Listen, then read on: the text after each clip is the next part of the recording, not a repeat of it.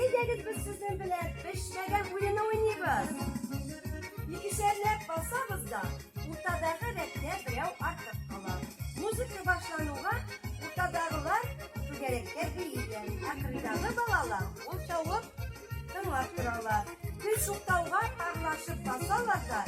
Hem ortada parsız kalan, ana bizden ortada kalan balanın ismi bilen pişmegen deyip eyderiz. Ortadağılar, benim yanına geliyoruz.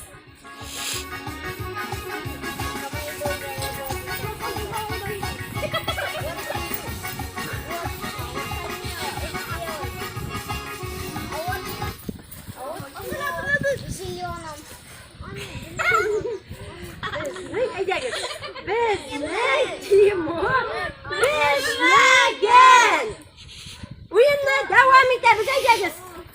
Kırıratlar kirada durtağa. Zdravit müzekleri, jinkimleri, Gitti gece.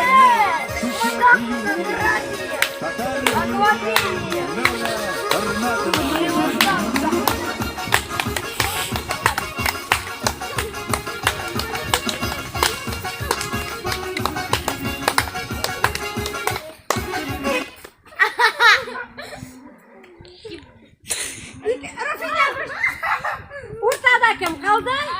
Anne. Biz ne? Anne peşmegen. Gitti gece.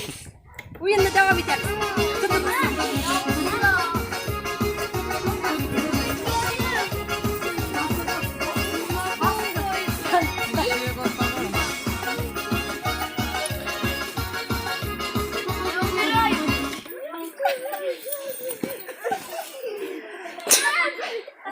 Ortada kim kaldı?